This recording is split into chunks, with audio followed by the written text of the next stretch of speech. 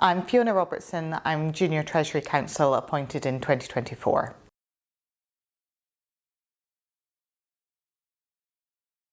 As you can probably tell from my accent, I didn't grow up in England. So I grew up in Scotland, but I chose to go to university in England where I read law. After that, I came to London and did what was then the bar vocational course before obtaining pupillage at Two Hare Court. And save for 3 years when I was working out in the Cayman Islands, I've broadly been at Two Hare Court since.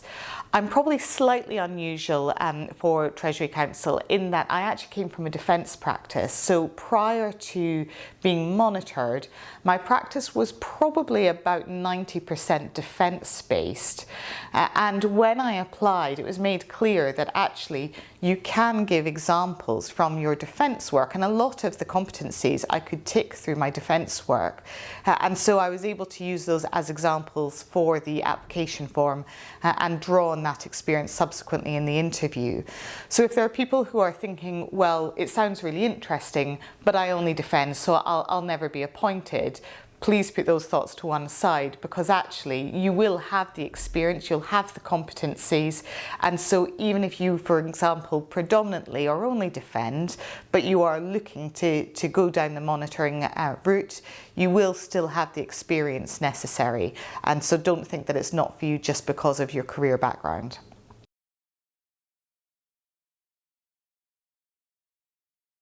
I learned about Treasury Counsel really early on because, in fact, my very first pupil master was Oliver Glasgow, who has just stepped down as Senior Treasury Counsel. I had Oliver Glasgow and also Bobby Chima, who is now in the High Court, as pupil masters or pupil supervisors. And so from quite an early stage, I was aware of the role and also the type of work it involved. And from there, really, I always wanted to be Treasury Counsel.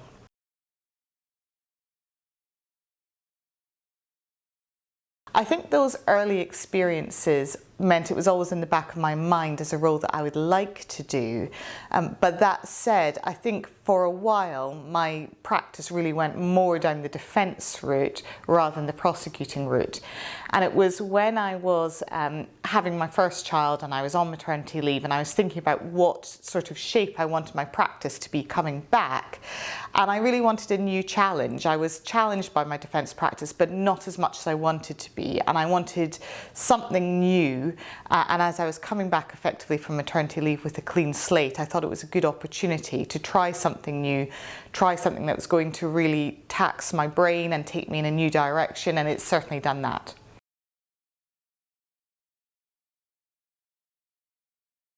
I was appointed to Treasury Counsel in March 2024. It was in fact the week before I gave birth to my second child. And in terms of my greatest achievement, it's difficult to say because the type of work you're exposed to is so interesting. It's at times complex and high profile. I think really being appointed Treasury Counsel is probably the greatest achievement. But in terms of perhaps some of the most high profile and interesting work I've been doing, it's probably been prosecuting Just Stop Oil, and in particular the leader of Just Stop Oil, for a conspiracy to block the M25 by climbing gantries back in November of 2022.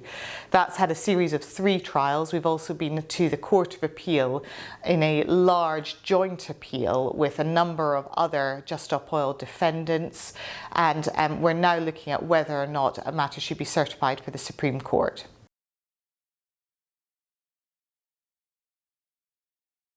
I think probably just this step up in terms of the quality of work and the complexity of work. I think although I was doing quite complex work as part of my defence practice, it was often work where I'd come across the issue before, or it wasn't terribly difficult to find the answer. Whereas some of the work that you do as Treasury Counsel really does tax your brain. You're having to go digging through bits of law that you've never come across before. And so the learning curve, I would say, is quite steep. But it's also a fascinating learning curve because you are learning so much about such diverse areas of the law. And from that perspective, it's really fascinating. And it means that then when you are doing work that is sort of, quote, a bit more easy, you already know, you're already at the cutting edge of the law and the recent authorities and changes in the law. So although it's a challenge staying on top of that, it's also part of the more interesting part of the job.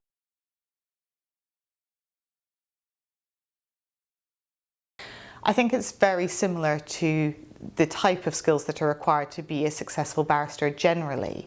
So having a strong work ethic is obviously important, excellent organisational skills so that you're aware of deadlines and you keep on top of the written work, because the role can be quite heavy on the written work side, but also fairness and making sure that you are acting in a fair way to ensure that the trial process runs smoothly, and of course you're not seeking a conviction at all costs. You're trying to do what is right, what's in the interest of justice.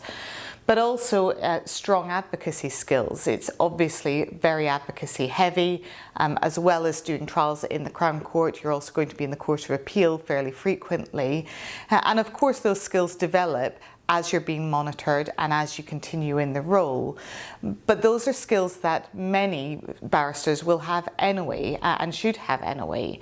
So really it comes down to enhancing the skills that you might already have and just honing them for what is perhaps a slightly more challenging, complex practice.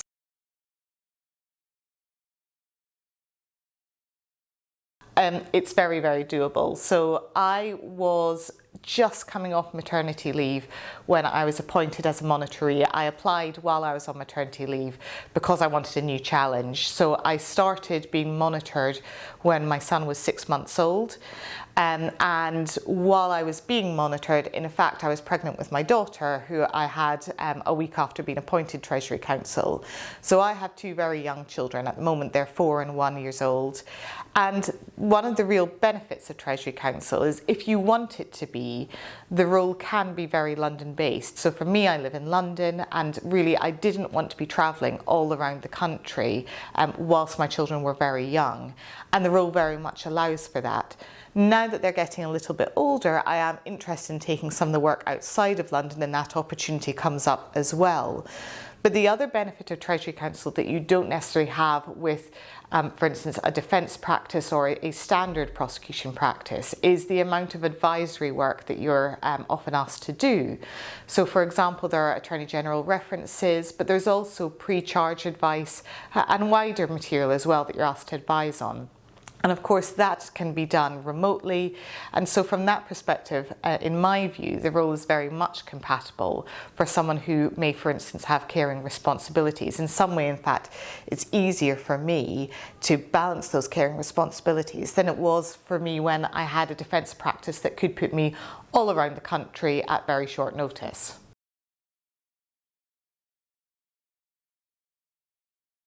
They were so supportive. I have felt no pressure at all about coming back from maternity leave. It's been left entirely open for me as to when I wanted to come back. And in fact, I had a longer period of leave with my second child than I did with my first. My first I come back quite quickly because of COVID-19, whereas with my second I had a longer period off. But the other nice thing about it is because some of the work is advisory, I was able to do that during my maternity leave, and it meant that I could keep my hand in work, keep my brain ticking over, but without actually having to come back to court as quickly as I might have otherwise felt like I needed to. And the other benefit is you're being led often by some of the best barristers in the country, but also they have children. They understand how it is when you have young children. And for example, when I was doing Just Stop Oil, I was being led by Jocelyn Ledward KC, who was wonderfully supportive, because in fact at that stage I was having to have my daughter brought to court to feed during the court day, and she was so supportive of that, and it all ran in fact very smoothly.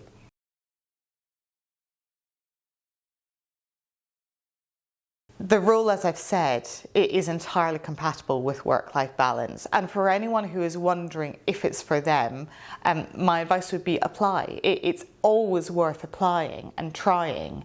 As I've said, you can make the role as compatible with a work-life balance as it needs to be. If you need to be London-based, it can be London-based, but there's also work outside of London if you want work outside of London as well. You can take on as much advisory work as you want to, and from that perspective, really it does work. The other thing I always think about it is when my children are older, it's nice for them to know that their mum was doing an important role, and particularly as a woman to be doing that role and showing for both my son and my daughter that women can occupy these roles and can continue to have really high quality work and, for example, in my case, be a mother.